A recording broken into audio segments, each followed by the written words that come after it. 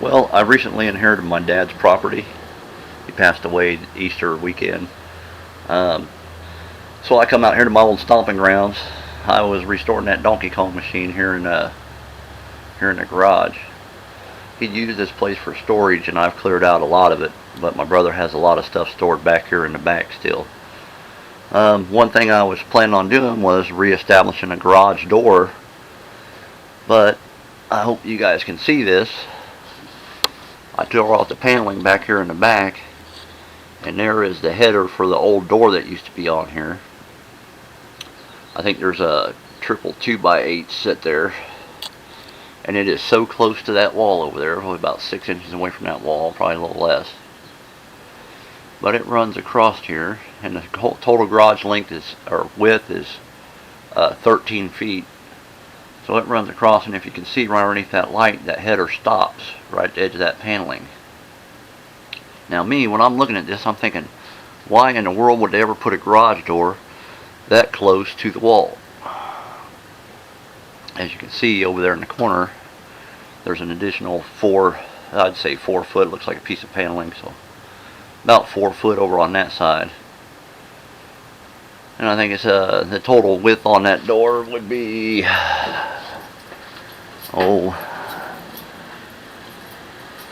it's 6 feet 10 inches high by 8 feet 1.5 inches wide.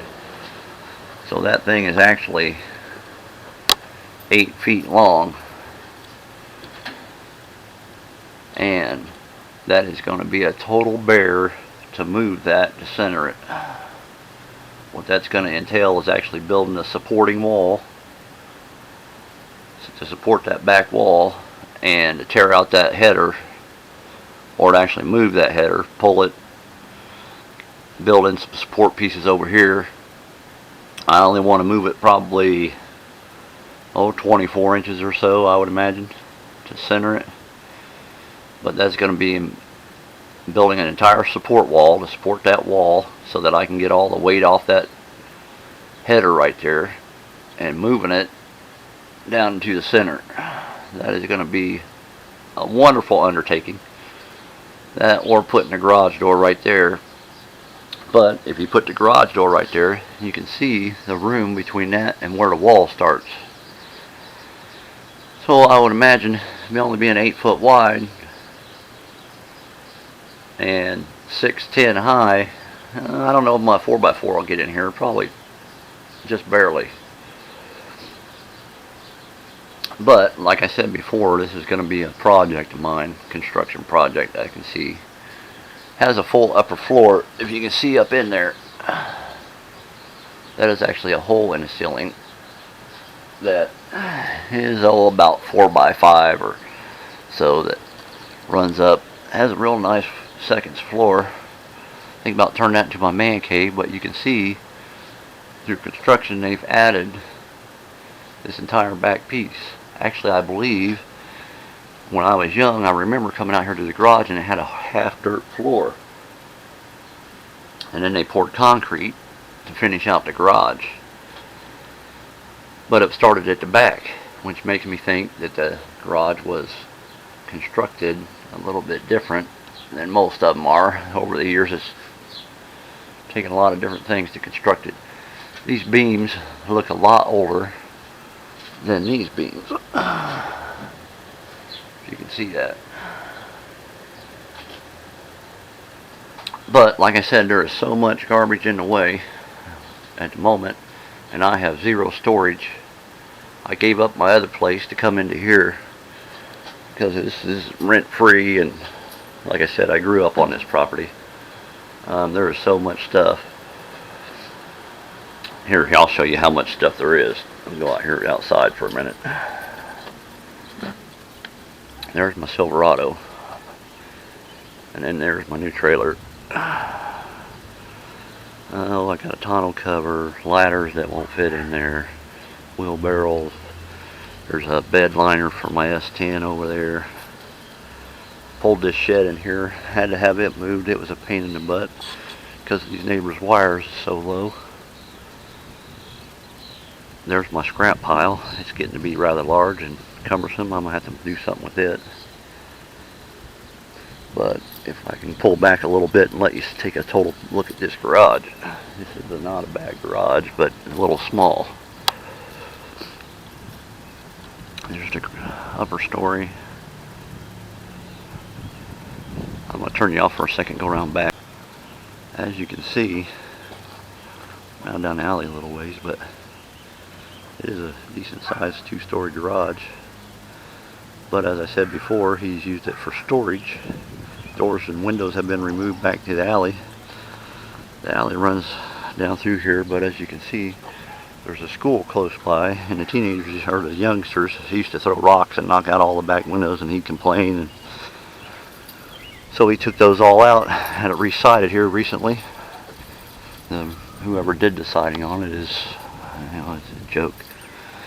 But we got 200 amp service running up to the house. I replaced a main, he only had was a main pole fuse box in here. So I took and replaced it with a 100 amp square D box here. Run me a couple of 220 outlets, one to power that compressor over there. I've got a couple of welders that aren't here, but I got another one over here. Those are only 20 amp wires, so I know that's not going to do for my welder, but they'll do for some other things. But as I said, I don't know if I'm just going to throw a garage door on there and deal with it being so close to that wall, or if I'm going to move that over. My plans are to totally empty this garage of the junk. Sorry about the shaky video, but walking around. I'm gonna drywall this whole thing. Start up here and just pull all that paneling. To me, paneling is, I like wood grain. I do love it, but it is not something to have in a workshop. It's too dark. Casts too many shadows. Absorbs too much light. I want something white and reflective so I can see what I'm doing. And that is an awful lot of work by myself, but I'm sure I can handle that. Another thing I want to do before I drywall is to get my electrical working properly.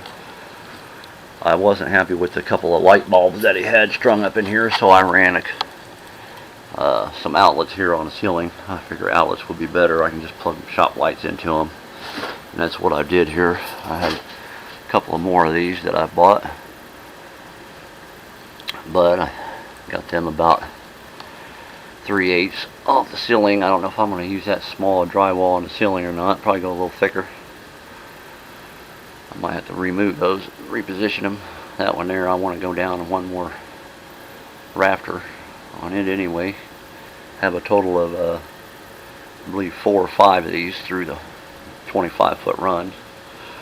The garage is 25 by 13 and I believe a couple inches, I'm not sure, but it's a very awkward size to work with. I imagine by the time I get one car in here, there's not going to be room for much else on either side, so I might need to pick a wall and make that my tool wall and leave the other one bare, which may not be a bad idea then for that back door being close to that wall. Well, that's it for now. That's a problem that I'm having. The upstairs up there is still totally packed with, I don't want to call it junk, but various items that, there's a couple of old Murrays up there. I remember my parents had those when I was young. Sure, they're probably worth a decent penny now. I'd probably not like a Schwinn, but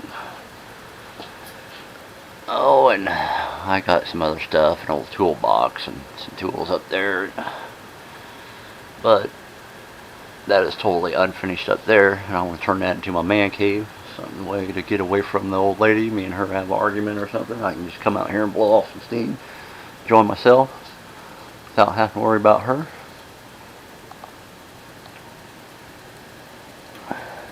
And that's it for now.